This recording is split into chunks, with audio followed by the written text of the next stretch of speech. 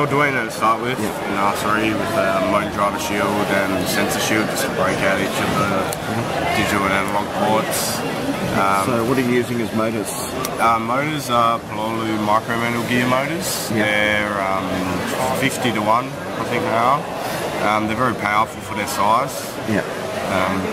Just standard rubber treaded wheels, not really giving me the grip I need, so a few slots cut in them to grip up the other pieces. The lifting mechanism is the same one, they're just 100 to 1, just a lower ratio.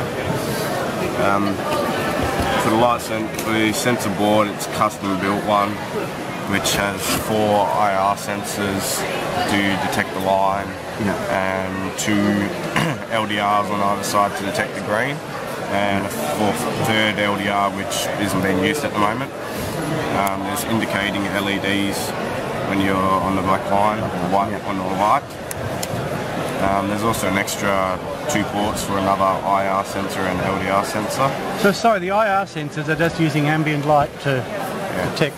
It's just sending out. Okay. There's also an operational amplifier built into the board to convert 4 of the things back to digital to run into here for just an on-off. Got quite a few extra battery packs on board. I only need 2 just to get the weight up. It's a bit light. There's also extra weight around the wheels.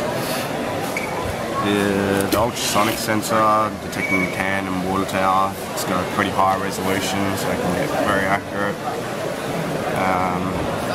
That one's just an extra weight for battery.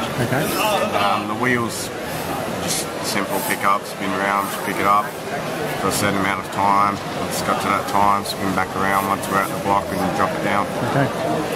And what do you reckon's letting you down on the competition field? The light. The light coming for the LDRs to detect the silver is an issue. Coming up and then detecting it straight away. Oh, so they've put the silver on the top of a ramp. Right after it. White and silver is too close together. That's nasty, isn't it? And I can't get it if they're both, if it's like that. It's nasty. So I tried using another one that I had spare, but that one didn't even work. Can't get it either. No, it's a geometry problem, isn't it? I needed self-adjusting to keep it at the same height.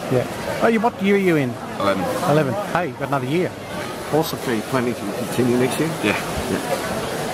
So any planned changes you want to make to the robot next year? I'll be using different motors that we've just discovered, which I can't remember what they're called, but they have, all of this is the rim, and the motor's on the inside along with the encoder as well on the inside of it, and they're quite a bit larger and provide a huge grip. So do those guys have an encoder? These don't have encoders. No. The wheels that require the encoder are not very good, and I just didn't want to use them. I don't really need the encoder on it. But I'll probably be using those motors next year, and the adjustable for the sensor board to keep it up and down.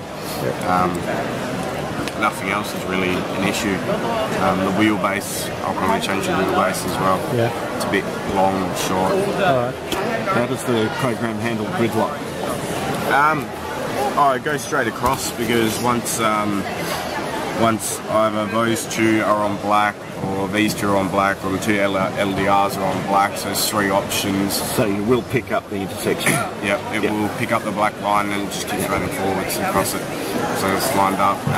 Also, if one side picks up on green or black, it will move forwards, and if it hasn't detected the green, then it will keep going forwards what it was doing, but if it has detected the green, it will turn.